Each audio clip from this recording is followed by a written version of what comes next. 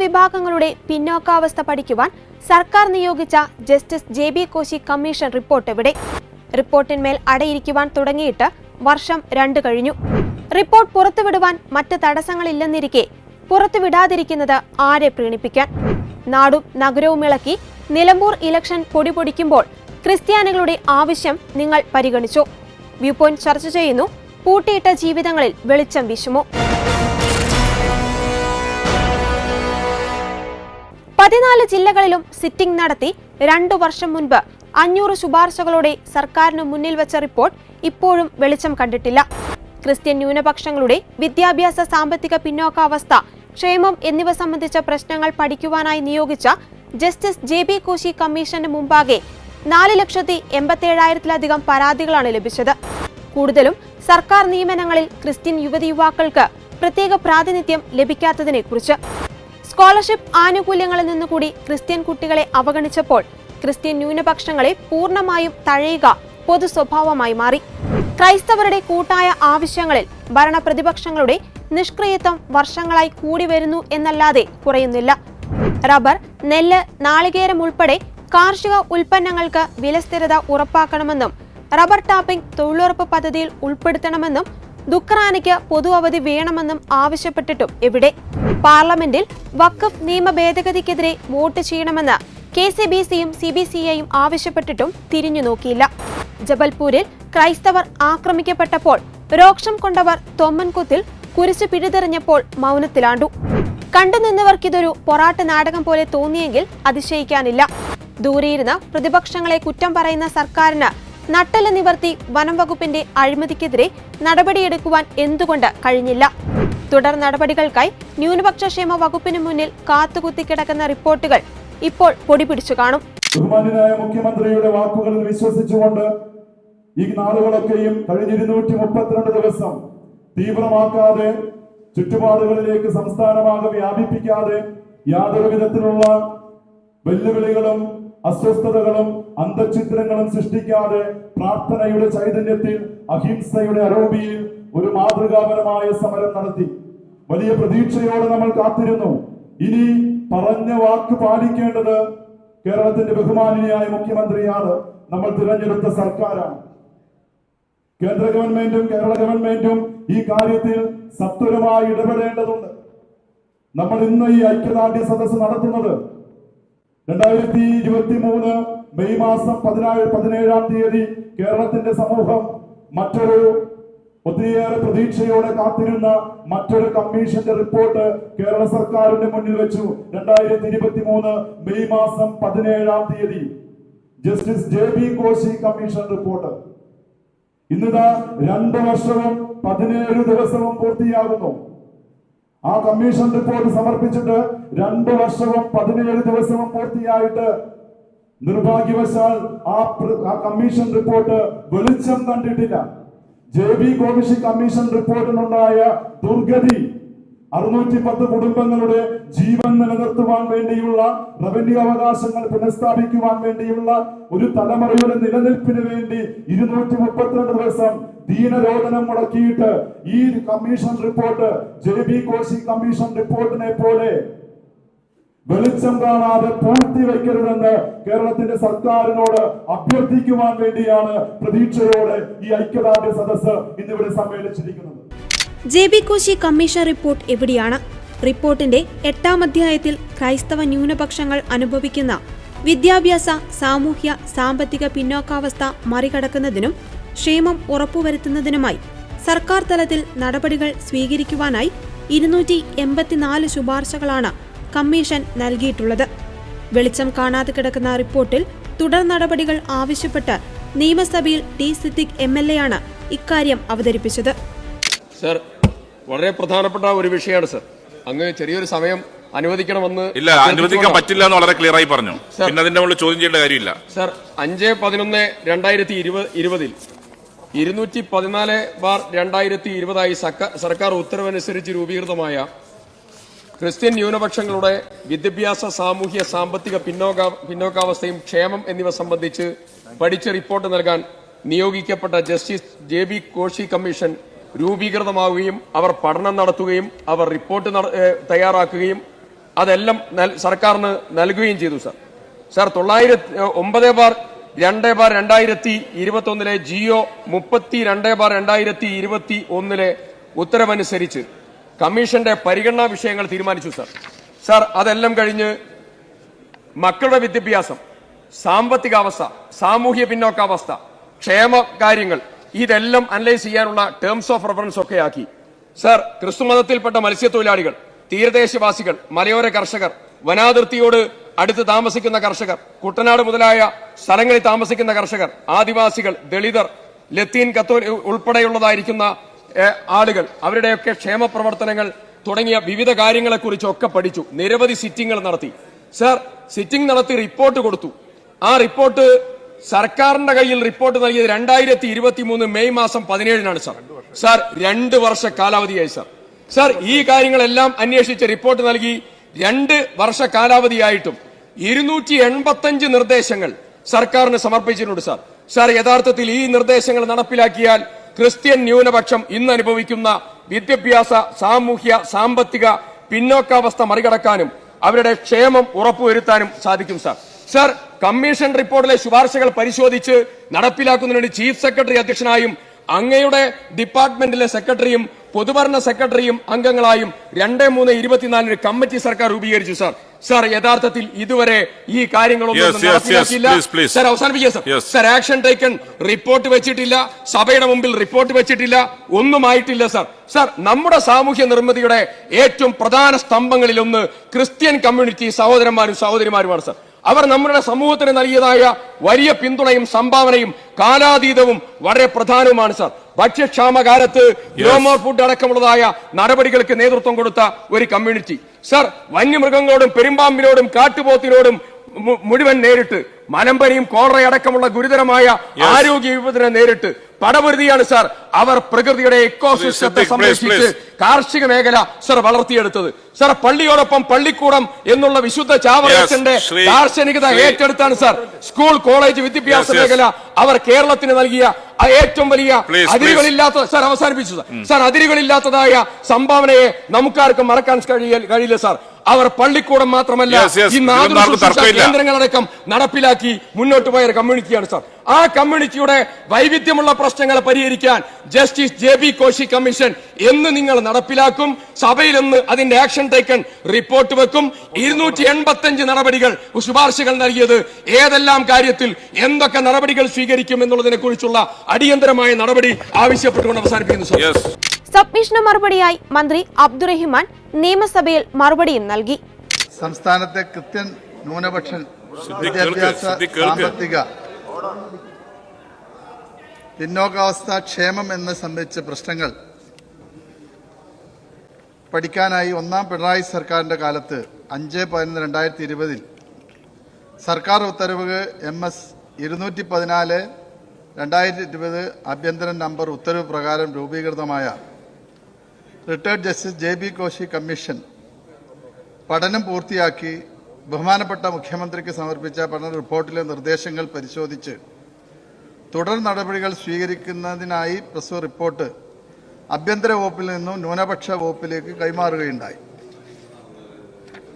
Christian ന്യൂനപക്ഷങ്ങളുടെ പൊതുവായ പ്രശ്നങ്ങൾ, ലത്തീൻ കത്തോലിക്കർ, പരിവർത്തിത കൈവസ്തർ എന്നിവർ അഭിമുഖീകരിക്കുന്ന വിഷയങ്ങൾ കുട്ടനാട്ടിലെയും മലയോര പ്രദേശങ്ങളിലെയും തീരദേശ മേഖലയിലും ഭൂമിശാസ്ത്രപരമായ പ്രത്യേകതകളും പരിമിതികളും ഉൾക്കൊണ്ടുകൊണ്ട് ഇവിടങ്ങളിൽ അധിവസിക്കുന്ന ക്രിസ്ത്യൻ ന്യൂനപക്ഷങ്ങളുടെ ഉന്നമനത്തിനും വിവിധ തലങ്ങളിൽ അവർ നേരിടുന്ന പ്രശ്നങ്ങൾ പരിഹരിക്കാനുമുള്ള സമഗ്രമായ നിർദ്ദേശങ്ങൾ എന്നിവ ഉൾക്കൊള്ളുന്ന വിശദമായ റിപ്പോർട്ടാണ് കമ്മീഷൻ സമർപ്പിച്ചിട്ടുള്ളത്. പ്രസ്തുത റിപ്പോർട്ടിന്റെ അധ്യായം 8 ക്രിസ്ത്യൻ ന്യൂനപക്ഷങ്ങൾ അനുഭവിക്കുന്ന വിദ്യാഭ്യാസ, സാമൂഹിക, സാമ്പത്തിക പിന്നോക്കാവസ്ഥ മറികടക്കുന്നതിനും ക്ഷേമം ഉറപ്പുവരുത്തുന്നതിനായി സർക്കാർ തലത്തിൽ നടപടികൾ സ്വീകരിക്കുവാനായി 284 ശുപാർശകളാണ് കമ്മീഷൻ നൽകിയിട്ടുള്ളത്. ന്യൂനപക്ഷ ക്ഷേമ വകുപ്പ് ഉൾപ്പെടെയുള്ള വിവിധ വകുപ്പുകൾ നടപ്പാക്കുന്ന കാര്യങ്ങൾ അതാത് വകുപ്പുകൾ പരിശോധിച്ച് തീരുമാനം കൈക്കൊള്ളേണ്ടതുണ്ട്. ബന്ധപ്പെട്ട വകുപ്പുകൾ കൈക്കൊള്ളേണ്ട നടപടികൾ ചർച്ച ചെയ്യുന്നതിനായും അവ ക്രോഡീകരിക്കുന്നതിനായും സെക്രട്ടറിമാരുടെ യോഗം വകുപ്പ് മന്ത്രി 19/1/2024 തീയതിയിലും ന്യൂനപക്ഷ ക്ഷേമ വകുപ്പുമായി ബന്ധപ്പെട്ട ശുപാർശകളുമായി നടപടി സംബന്ധിച്ച് ചർച്ച ചെയ്യുന്നതിനായി 22/8/2024 തീയതിയിലും യോഗം വിളിച്ചു ചേർക്കുകയുണ്ടായി. കൂടാതെ justice retired JB Koshy commission റിപ്പോർട്ടിലെ ശുപാർശകൾ പരിശോധിച്ച് അഭിപ്രായങ്ങൾ സമർപ്പിക്കുവാൻ ചീഫ് സെക്രട്ടറി അധ്യക്ഷനായി ന്യൂനപക്ഷ വകുപ്പ് സെക്രട്ടറി, പൊതുഭരണ വകുപ്പ് സെക്രട്ടറി എന്നിവർ അംഗങ്ങളായും സർക്കാർ ഉത്തരവ് 993/2024 പ്രകാരം നമ്പറായി 2/3/24 തീയതി ഒരു കമ്മിറ്റി രൂപീകരിക്കുകയും ചെയ്തിട്ടുണ്ട്. ഈ കമ്മിറ്റി കൃത്യമായ ഇടവേളകളിൽ യോഗം ചേർന്ന് കമ്മീഷൻ ശുപാർശകളിൽ ബന്ധപ്പെട്ട വകുപ്പുകൾ സ്വീകരിക്കേണ്ട നടപടികൾ പരിശോധിച്ച് തുടർ നടപടികൾ സ്വീകരിച്ചു വരുന്നു. 2/1/25 പ്രിൻസിപ്പൽ സെക്രട്ടറി തലത്തിൽ നടന്ന യോഗത്തിൽ മന്ത്രിതല അംഗീകാരത്തോടെ ലഭ്യമാക്കിയ വകുപ്പുകളുടെ ശുപാർശകൾ മന്ത്രിസഭാ യോഗത്തിന്റെ പരിഗണനയ്ക്ക് സമർപ്പിക്കുവാൻ നിർദ്ദേശിച്ചു. കമ്മീഷൻ റിപ്പോർട്ട് നടപ്പാക്കുന്നത് സംബന്ധിച്ച് അവലോകനം ചെയ്യാൻ ബഹുമാനപ്പെട്ട മുഖ്യമന്ത്രി 17/2/25 ബന്ധപ്പെട്ട വകുപ്പ് മന്ത്രിമാരുടെയും ഉദ്യോഗസ്ഥരുടെയും യോഗം വിളിച്ചിരുന്നു. JB കമ്മീഷൻ ശുപാർശകളുടെ തുടർ നടപടിയിൽ നല്ല പുരോഗതിയാണ് ഉള്ളതെന്ന് യോഗം വിലയിരുത്തി. 152 ശുപാർശകൾ വിവിധ വകുപ്പുകളിലെ നടപ്പിലാക്കി കഴിഞ്ഞവയാണ്. മന്ത്രിസഭയുടെ പരിഗണനയ്ക്കായി വരേണ്ട 11 ശുപാർശകളുണ്ട്. മന്ത്രിസഭ പരിഗണിക്കേണ്ടി വരുന്നതും കേന്ദ്ര സർക്കാരുമായി ചർച്ച ചെയ്യേണ്ടവ എന്നിവയ്ക്ക് പുറമെ നടപ്പാക്കാൻ പറ്റാത്ത ശുപാർശകളുണ്ട്. ഇവ തരംതിരിച്ച് ചീഫ് സെക്രട്ടറിയുടെ നേതൃത്വത്തിൽ സെക്രട്ടറിമാരുടെ യോഗം ചേർന്ന് ക്രോഡീകരിച്ച് പട്ടിക തയ്യാറാക്കാനും മന്ത്രിസഭയുടെ പരിഗണനയ്ക്ക് എടുക്കേണ്ടവ കാലതാമസം കൂടാതെ സമർപ്പിക്കാനും കേന്ദ്ര സർക്കാരുമായി ബന്ധപ്പെട്ട വിഷയങ്ങൾ സെക്രട്ടറിമാർ വിവിധ കേന്ദ്ര മന്ത്രാലയങ്ങളിൽ ബന്ധപ്പെടാനും ബഹുമാനപ്പെട്ട മുഖ്യമന്ത്രി നിർദ്ദേശിച്ചിട്ടുണ്ട്. ഈ നടപടിക്രമങ്ങൾ താമസം വിനെ പൂർത്തീകരിച്ച് കമ്മീഷൻ ശുപാർശകൾ നടപ്പാക്കാനാണ് സർക്കാർ ഉദ്ദേശിക്കുന്നത്. ഇനി ഒരു വർഷം മുമ്പ് റോജി എം ജോൺ MLA-യുടെ ഇതേ ചോദ്യത്തിന് മന്ത്രി കൊടുത്ത മറുപടി കൂടി കേൾക്കാം. സർ, കേരളത്തിലെ ക്രൈസ്തവ ന്യൂനപക്ഷങ്ങളുടെ വിദ്യാഭ്യാസ, സാമൂഹിക, സാമ്പത്തിക പിന്നോക്കാവസ്ഥ പഠിച്ച് വിവിധ ക്ഷേമ പദ്ധതികൾ നിർദ്ദേശിക്കാൻ 2020 നിയോഗിക്കപ്പെട്ട ജസ്റ്റിസ് JB കോശി കമ്മീഷൻ സംസ്ഥാന സർക്കാരിന് റിപ്പോർട്ട് സമർപ്പിച്ചിട്ട് മാസങ്ങൾ പിന്നിട്ടു. കഴിഞ്ഞ മെയ് 17 കമ്മീഷൻ മുഖ്യമന്ത്രിക്ക് റിപ്പോർട്ട് നൽകിയെങ്കിലും തുടർ നടപടികൾ ഇതുവരെ ഉണ്ടായിട്ടില്ല. സർക്കാർ റിപ്പോർട്ട് ഇതുവരെ പുറത്തുവിട്ടിട്ടില്ല എന്നാണ് മനസ്സിലാക്കുന്നത്. നിരവധി സിറ്റിംഗുകൾ നടത്തി വിശദമായ റിപ്പോർട്ട് തയ്യാറാക്കിയ കമ്മീഷൻ 2 വാല്യങ്ങളായി 300ഓളം നിർദ്ദേശങ്ങൾ ഉൾപ്പെടുത്തിയാണ് സർക്കാരിന് റിപ്പോർട്ട് നൽകിയിരിക്കുന്നതെന്ന് മാധ്യമങ്ങളിലൂടെ അറിയാൻ കഴിയുന്നു. കേരളത്തിലെ സവിശേഷ സാമൂഹിക രാഷ്ട്രീയ സാഹചര്യങ്ങളിൽ ക്രൈസ്തവ ന്യൂനപക്ഷം പല വിധത്തിലുള്ള പ്രശ്നങ്ങൾ അനുഭവിക്കുന്നു എന്ന കാലാകാലങ്ങളായുള്ള പരാതികൾക്ക് പരിഹാരമാകുമെന്ന ചിന്തയിലാണ് കമ്മീഷൻ രൂപീകരിക്കപ്പെട്ടത്. സർ, ആയതിനാൽ ജസ്റ്റിസ് JB കോശി കമ്മീഷൻ റിപ്പോർട്ടിന്മേൽ തുടർ നടപടികൾ സ്വീകരിക്കാൻ സർക്കാർ തയ്യാറാവണമെന്നാണ് കമ്മീഷൻ. സംസ്ഥാന ക്രിസ്ത്യൻ ന്യൂനപക്ഷങ്ങളുടെ വിദ്യാഭ്യാസ, സാമ്പത്തിക പിന്നോക്ക ക്ഷേമം എന്നിവ സംബന്ധിച്ച പ്രശ്നങ്ങൾ പഠിക്കാനായി 5/11/2020 തീയതി സർക്കാർ ഉത്തരവ് പ്രകാരം 214/2020 ആഭ്യന്തരം എന്ന നമ്പർ ഉത്തരവ് പ്രകാരം രൂപീകൃതമായ justice retired JB Koshy commission പഠനം പൂർത്തിയാക്കി ബഹുമാനപ്പെട്ട മുഖ്യമന്ത്രിക്ക് സമർപ്പിച്ച പഠന റിപ്പോർട്ടിലെ നിർദ്ദേശങ്ങൾ പരിശോധിച്ച് തുടർ നടപടികൾ സ്വീകരിക്കുന്നതായി പ്രസ്തുത റിപ്പോർട്ട് ആഭ്യന്തര വകുപ്പിൽ നിന്നും ന്യൂനപക്ഷ വകുപ്പിലേക്ക് കൈമാറിയിട്ടുണ്ട്. ക്രിസ്ത്യൻ ന്യൂനപക്ഷങ്ങളുടെ പൊതുവായ പ്രശ്നങ്ങൾ, ലത്തീൻ കത്തോലിക്ക, പരിവർത്തന ക്രിസ്ത്യൻ എന്നിവരുടെ അഭിമുഖീകരിക്കുന്ന വിഷയങ്ങൾ, കുട്ടനാട്ടിലെയും മലയോര പ്രദേശങ്ങളിലും തീരദേശ മേഖലയിലും ഭൂമിശാസ്ത്രപരമായ പ്രത്യേകതകളും പരിമിതികളും ഉൾക്കൊണ്ടുകൊണ്ട് ഇവിടങ്ങളിലെ അധിവസിക്കുന്ന ക്രിസ്ത്യൻ ന്യൂനപക്ഷങ്ങളുടെ ഉന്നമനത്തിനും വിവിധ തലങ്ങളിൽ അവർ നേരിടുന്ന പ്രശ്നങ്ങൾ പരിഹരിക്കുന്നതിനുമുള്ള സമഗ്രമായ നിർദ്ദേശങ്ങൾ എന്നിവ ഉൾക്കൊണ്ടുകൊണ്ടുള്ള വിശദമായ റിപ്പോർട്ടാണ് കമ്മീഷൻ സമർപ്പിച്ചിട്ടുള്ളത്. ക്രിസ്ത്യൻ ന്യൂനപക്ഷങ്ങൾ അനുഭവിക്കുന്ന വിദ്യാഭ്യാസ, സാമൂഹിക, സാമ്പത്തിക പിന്നോക്കാവസ്ഥ മറികടക്കുന്നതിനും ക്ഷേമം ഉറപ്പുവരുത്തുന്നതിനായി സർക്കാർ തലത്തിൽ നടപടികൾ സ്വീകരിക്കുന്നതിനായി 9/2/2021 സർക്കാർ ഉത്തരവ് 32/2021 ഹോം പ്രകാരം കമ്മീഷൻ പരിഗണനാ വിഷയങ്ങൾ ചുവടെ ചേർക്കും പ്രകാരം നിശ്ചയിച്ച് ഉത്തരവായിരുന്നു.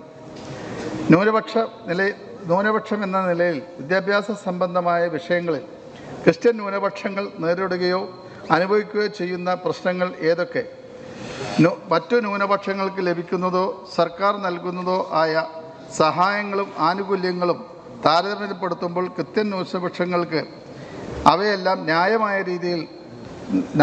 രീതിയിലും തോതിലും ലഭിക്കുന്നുണ്ടോ ഏതെങ്കിലും തരത്തിലുള്ള പക്ഷപാതപരമായ വിവേചനം അവർ നേരിടുന്നുണ്ടോ? ഉണ്ടെങ്കിൽ അത് ഏതൊക്കെ രീതിയിൽ?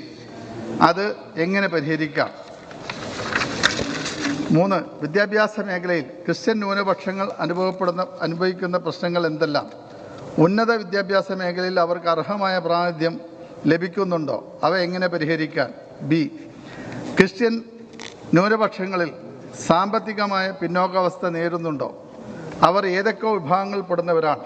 അവർ സാമൂഹിക പിന്നോക്കാവസ്ഥ നേരിടുന്നുണ്ടോ? അവരുടെ പിന്നോക്കാവസ്ഥ സംബന്ധമായ വിവരങ്ങൾ ഏതൊക്കെ? 2. ഏതെങ്കിലും പ്രത്യേക വിഭാഗങ്ങൾ കൂടുതൽ കരുതലുകൾ ആവശ്യമുണ്ടോ? 3. സാമ്പത്തിക സാമൂഹിക പിന്നോക്കാവസ്ഥ പരിഹരിക്കുന്നതിനായി വിവിധ ഏജൻസികൾക്കോ സർക്കാരുകൾക്കോ എന്തെല്ലാം ചെയ്യാൻ കഴിയും? അടിയന്തരമായി എന്തൊക്കെ കാര്യങ്ങളാണ് ചെയ്യേണ്ടത്? സി. ക്ഷേമം. ക്രിസ്തുമതത്തിൽപ്പെട്ട മത്സ്യത്തൊഴിലാളികൾ, തീരദേശവാസികൾ, മലയോര കർഷകർ, വനാതിർത്തിയോടെ താമസിക്കുന്ന കർഷകർ, കുട്ടനാട്ട് മുതലായുള്ള സ്ഥലങ്ങളിൽ താമസിക്കുന്ന കർഷകർ, ആദിവാസികൾ, ദളിതർ, ലത്തീൻ തുടങ്ങിയവർക്ക് പ്രത്യേക ക്ഷേമ പ്രവർത്തനങ്ങൾ ആവശ്യമുണ്ടോ? ഉണ്ടെങ്കിൽ ഏതെല്ലാം?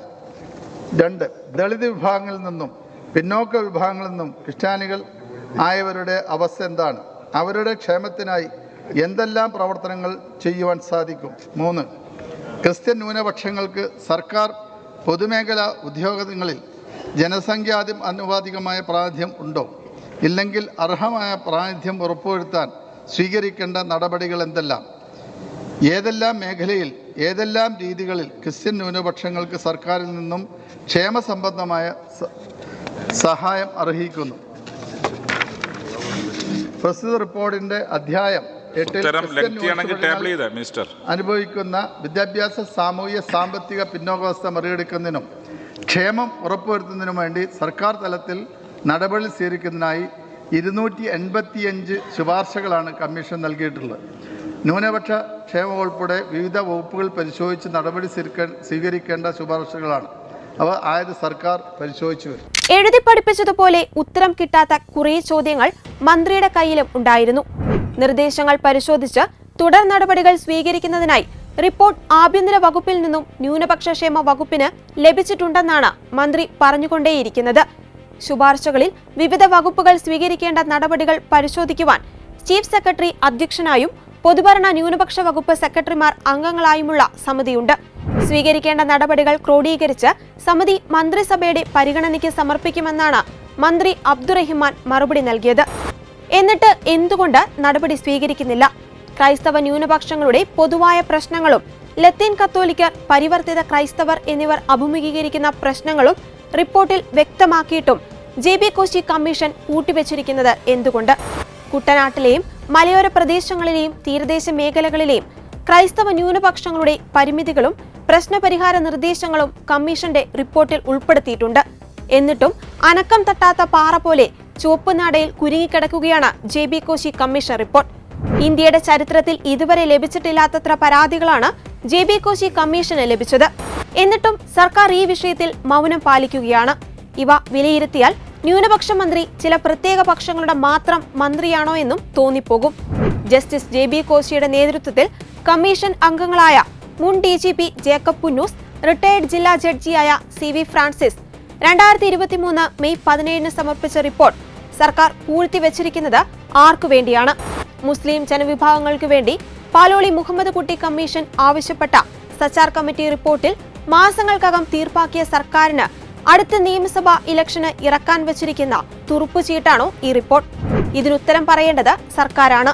ന്യൂനപക്ഷങ്ങളുടെ അവകാശങ്ങൾ സംരക്ഷിക്കപ്പെടുവാൻ ജനങ്ങൾ ഇനി എന്തു ചെയ്യണം? എല്ലാ പാർട്ടികൾക്കും ഉറച്ച വോട്ടിന്റെ സ്ഥിര നിക്ഷേപമുണ്ടെന്നറിയാം. പക്ഷേ തങ്ങളുടെ വോട്ടവകാശം ആർക്കും തീരെഴുതി കൊടുക്കാതെ വിഷയാധിഷ്ഠിതമായി വോട്ട് ചെയ്യുന്ന ഒരു ഗണം ആൾക്കാർ കേരളത്തിലുണ്ട്.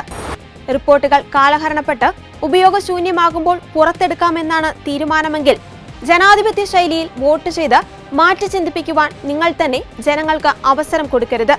പൊതുജന മധ്യത്തിൽ ചർച്ചയാകേണ്ട കാര്യങ്ങൾ പുറത്തു വരാതെ നിങ്ങൾ തൊലിപ്പുറ വിഷയങ്ങൾ മുന്നോട്ട് വെച്ച് തെരഞ്ഞെടുപ്പ് പ്രചരണത്തെ ഒരു രാഷ്ട്രീയ ഉത്സവം ആക്കുകയാണെങ്കിൽ ഇതുകൂടി ചിന്തിക്കണം. ഈ നിലമ്പൂർ ഇലക്ഷനും ഉത്തരം കിട്ടാത്ത കുറെ ചോദ്യവുമായി JB കോശി കമ്മീഷൻ റിപ്പോർട്ട് പുറത്തു നിൽക്കുകയാണ്. വേണമെങ്കിൽ ഈ വിഷയങ്ങളിൽ നിന്നൊക്കെ നിങ്ങൾക്ക് ഒളിച്ചോടാം.